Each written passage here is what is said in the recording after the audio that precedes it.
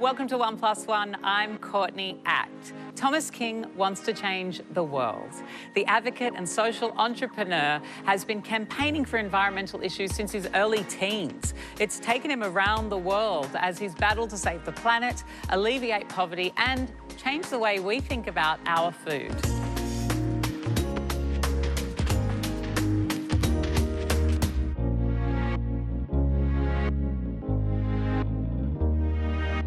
Widespread livestock production is at the centre of arguably the greatest challenges facing humanity. By 2035, I will be 39.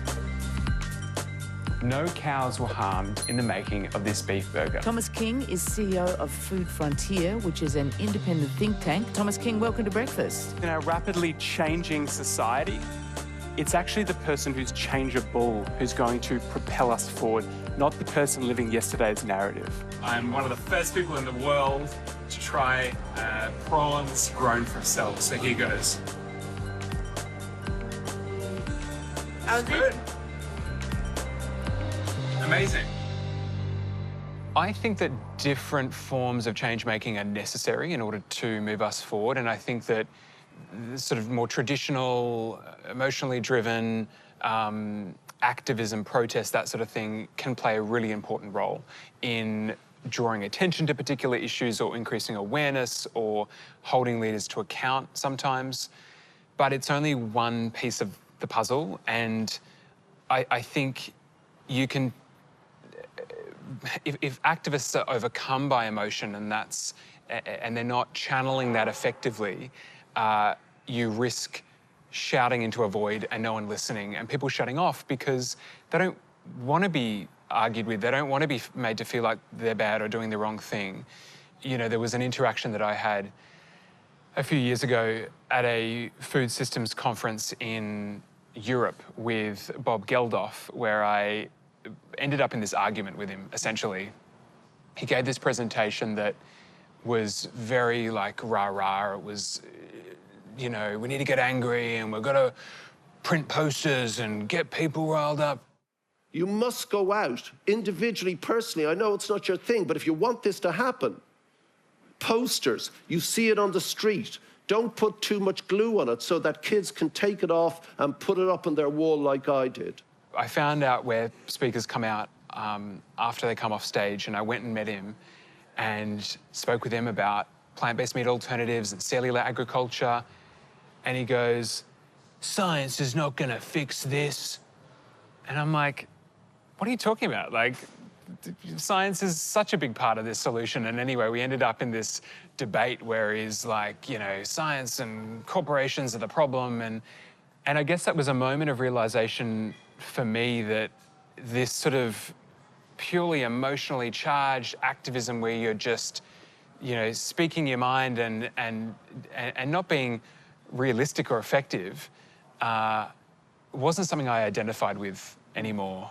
Do you think you managed to communicate anything to Bob Geldof? Not at all. No? I don't think what I shared shifted his perspective at all. But, you know, he comes from a place of singing about change. I mean, that's been his, and that no doubt has played a really important role in raising awareness and money for you know, poverty alleviation and those things that he's worked on. You've got to get on the phone and take the money out of your pocket. Don't go to the pub tonight, please. Stay in and give us the money. There are people dying now. It's one thing to stand outside of a system and shout at it. It's another to actually try and work within that system to change it. And that means finding allies in the most unexpected places.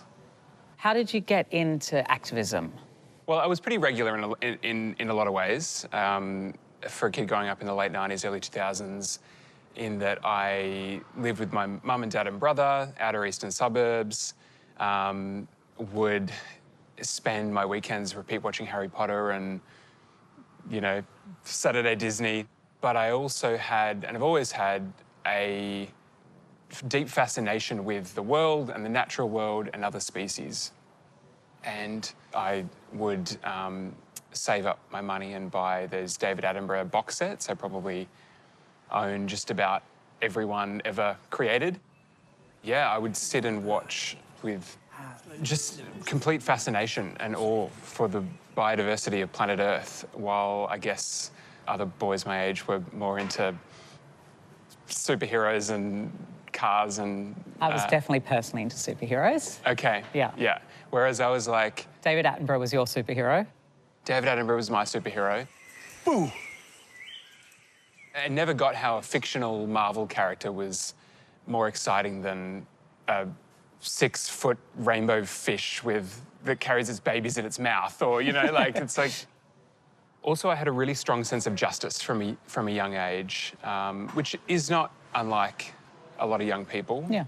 And so that was sort of always, I guess, a bit of a flame inside me that became ignited when I was, 13, 14. So is it just a natural transition from having that love of justice and that love of nature into doing something about it?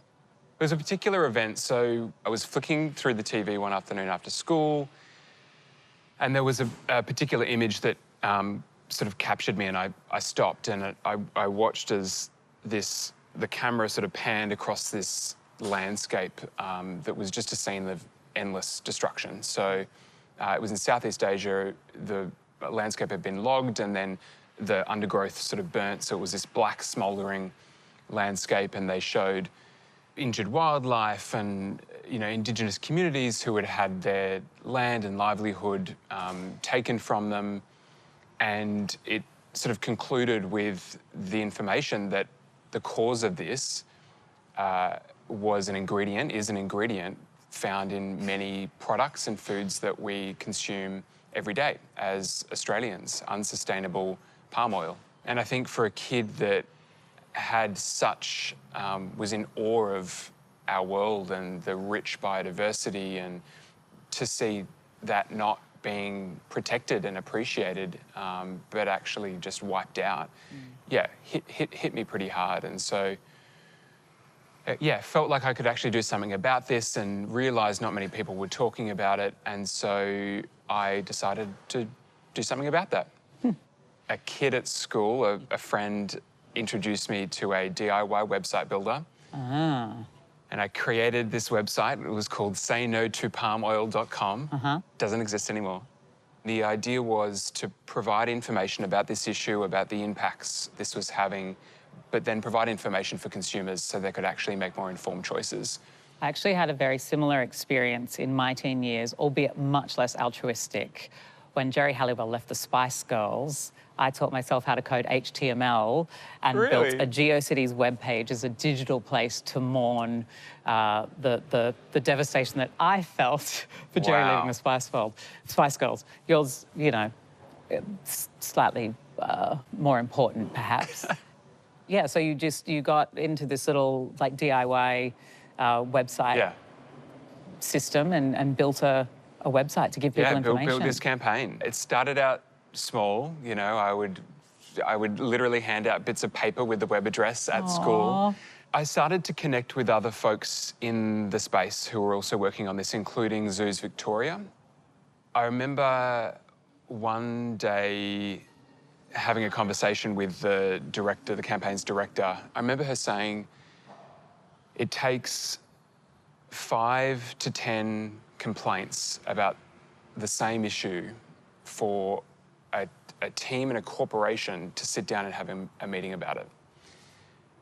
That, for me, was sort of a moment of realisation that actually using your voice and directing it in the right way can have impact. And directing others to do the same. Exactly. And bringing awareness to them. And around the same time, the website started to pick off and get a lot more visitors, and went around the world. And so I started to actually feel like, you know, maybe I can do something about this, and maybe this is having a positive impact. That's interesting. So that early sort of success was possibly like a catalyst for that confidence that led you to think that a 14-year-old could change the way people do things. Right, exactly. Yeah, that makes sense. And so I started to, from there, get involved in other forms of activism as well, including much more locally. I remember heading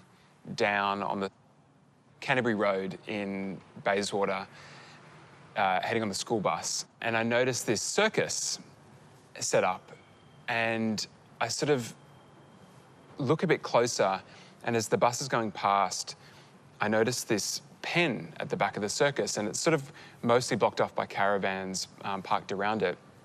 But in this big open pen, in Bayswater, which is like a factory, industrial area in the middle of winter in Melbourne, were these lions. And I'm like, what? So the next weekend, I was out the front of that circus with a homemade sign. I ended up in the weeks following connecting with some other members of the local community who felt the same and would join me on certain days.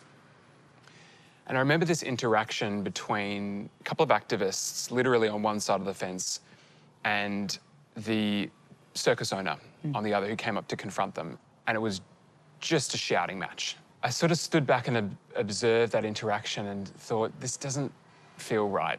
We weren't getting anywhere. Neither party were listening to the other side, but it's this desire to voice your perspective without actually learning or listening from who you're trying to influence.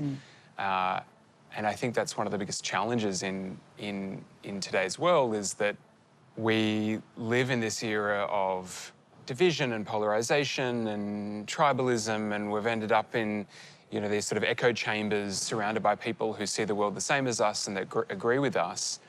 And it's so easy to look at people that are different or see things differently and other them and label them as wrong. But that's dangerous, you know, and ineffective in getting us to where we need to go, because it doesn't acknowledge that the shared interests that we all hold. And so the work that you're doing now, promoting plant-based foods, why have you taken that approach?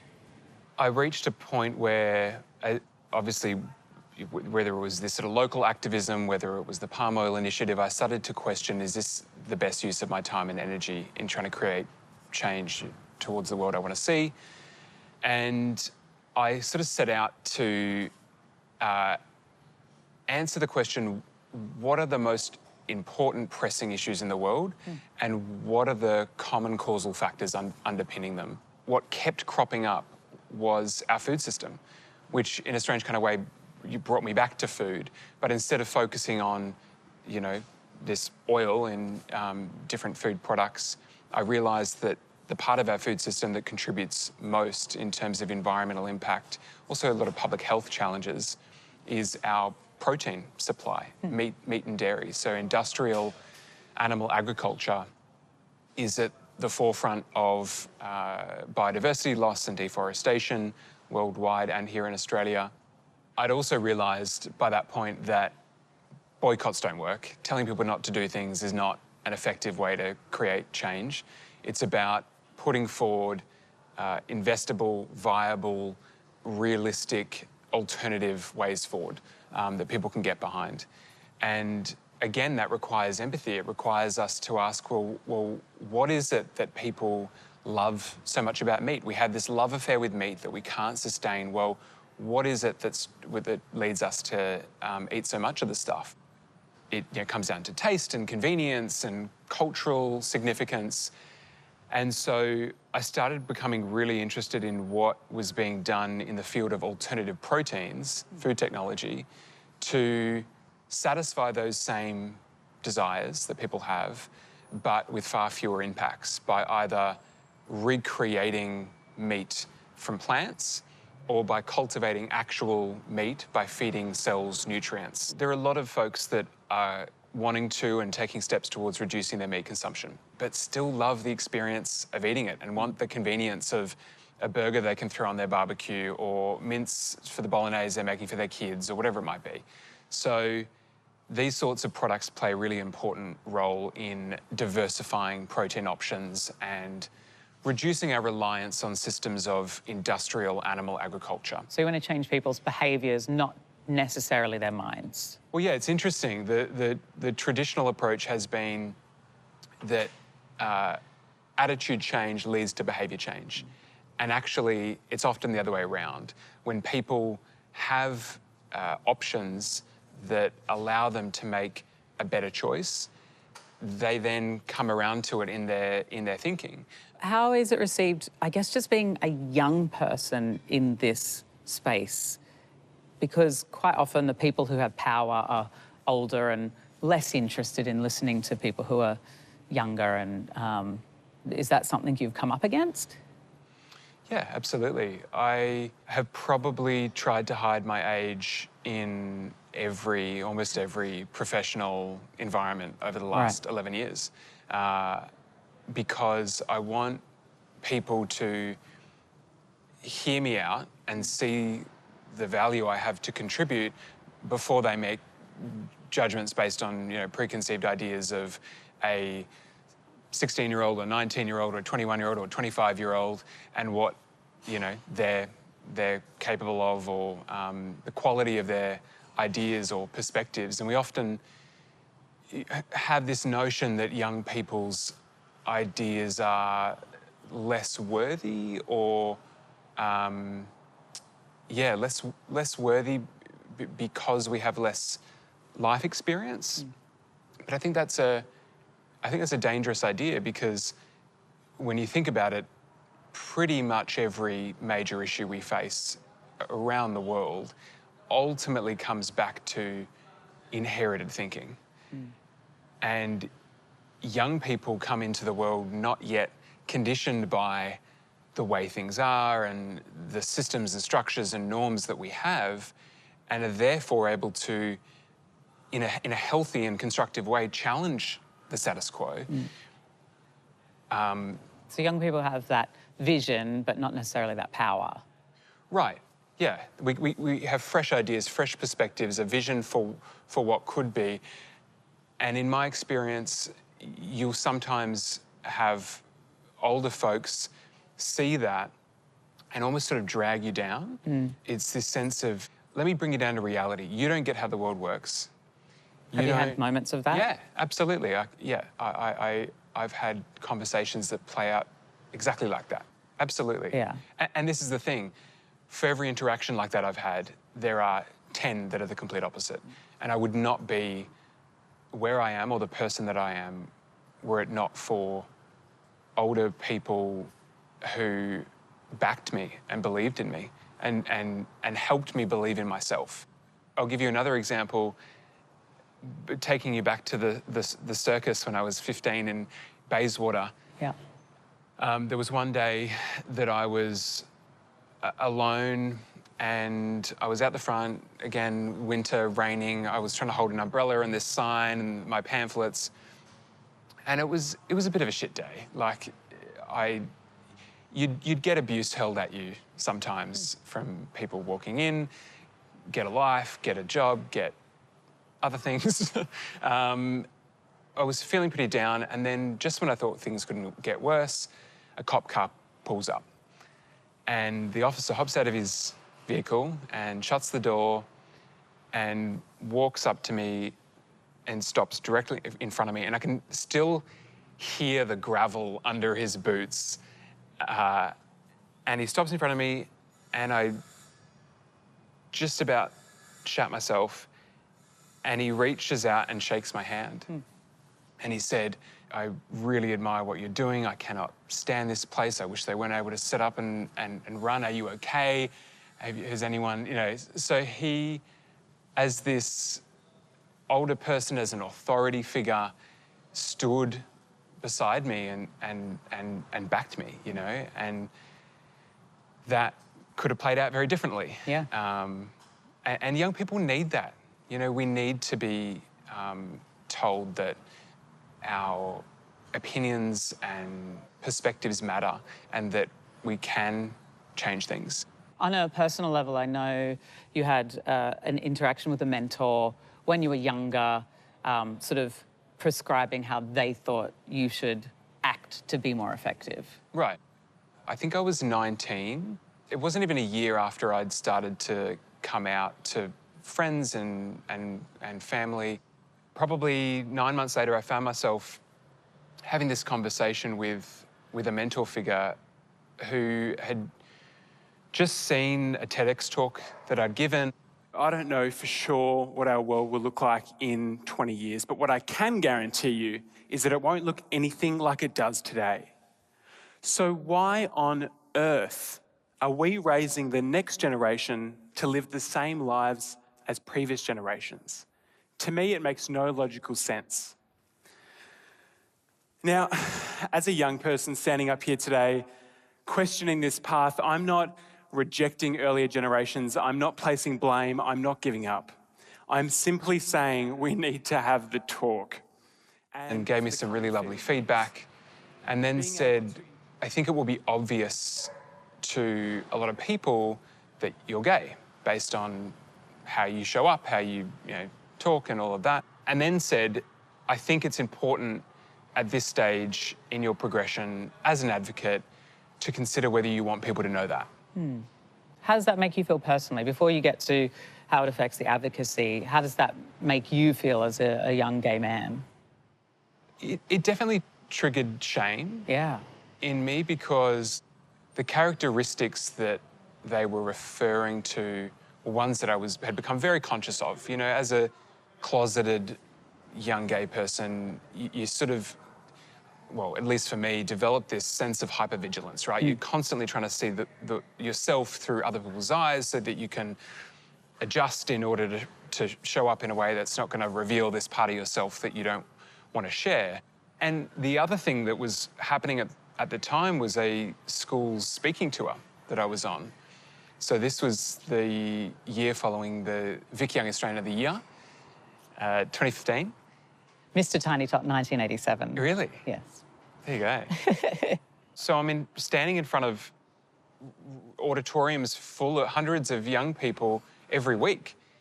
So I sort of had to consider, if I'm to try and conceal this part of myself, if I'm trying to be a little bit more masculine in how I'm showing up, that's not helping the young queer kids in the audience who, are probably going through the same thing I was when I was in my early mid-teens, of not wanting to accept this part of myself that I was coming to realise. I knew that the reason I felt the way I did when I was coming to terms with my sexuality in my teens was because it didn't feel normal or accepted, because I wasn't seeing it around me, right? It wasn't represented.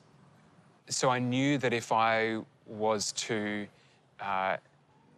try not to sort of demonstrate any kind of femininity publicly, that I would just be entrenching that further, and that we actually need people to just be who they are and own that for things to change, because it shouldn't be a thing. It shouldn't be a barrier that clouds people's perception of you, but the fact that it still is a little bit that way means that, it just needs to be more normalised. Yeah, more visibility, and also different types of visibility. Like, not everybody has to be, a boy who wears women's clothes to be a visible advocate for their community. Looking very chic, I might Thank you. say, I do feel as always. very chic. Yeah. I'm glad the producers texted me a picture of your outfit yesterday, because I was going to wear the exact same thing. That would have been embarrassing. I would have worn it better. Oh, I don't know, actually. I think you're right. I don't know if I can pull off the double-breasted shimmery power suit. Tell me about your family and what they thought of you at age 13 when you were trying to rid the world of palm oil. My family have always been really supportive, and I'm really, really lucky in that regard. My parents fostered these sort of emerging curiosities and interests that were starting to show up as I grew up, and encouraged me to pursue those passions. And I think, honestly, that's one of the greatest gifts that any parent can give their child, is the support to pursue their passions and find their authentic selves. My dad would, drive me around, be my chauffeur to events I wanted to go to, or meetings and protests, and so they were always really supportive. And you've recently gone through a very challenging time with your father. Yeah. So Dad's life came to an end in January. He was on a pretty steep downward trajectory over the last year, with a condition called PSP, progressive supranuclear palsy, which is a degenerative brain disease. So it's sort of like Parkinson's on steroids, really. It's pretty aggressive. His neurologist said he was aging about a year a month. So he went downhill very fast. He was, 66, but presented as someone in their 80s, and then also was diagnosed with advanced cancer late last year, which allowed him to, in a strange kind of way, it was a silver lining because it allowed him to participate in voluntary assisted dying, which is now legal in Victoria. And it's a whole process that you go through, and it's very stringent, as it should be. But yeah, I'm incredibly grateful that was something he had access to, because it was pretty bad by the end, and it's challenging to watch somebody you care about deteriorate and end up in such suffering. But it could have gone on for many more months had he not had access to VAD. Seeing the way that process was so, I guess, helpful for your dad, is that something that you consider maybe campaigning about in other states to make it more accessible to other people? Yeah, I'm certainly a supporter of voluntary assisted dying. I think it's really important that people have the option, if they have a terminal illness, to die with dignity and on their own terms. So many people have gone through the experience, or will go through the experience of, watching a loved one suffer and deteriorate and get to the point where they just don't have any quality of life left. And I think it's the right thing that people in that position have the option to take things into their own hands. And look, it doesn't make it any easier as a family member. In fact, you're playing a more active role in the end of someone's life. I literally helped prepare the, sedative that Dad ended up taking. Wow. But knowing that is what he wanted, and that was the best thing. So where do you go from here? Is there another cause that you want to set your sights on? I think I will, for the foreseeable future, continue to focus on that area of food systems transformation, because I honestly don't know another space I could have a greater impact. Who knows? I mean, I've never really planned out my life more than 12 or 18 months ahead. Okay. So I figure if I know my values and what I care about and why I'm doing what I'm doing, and make decisions based on that, then I'll end up in the right place. Well, Thomas King, thank you so much for joining me on 1+1. Thank you, Courtney. It's been a pleasure.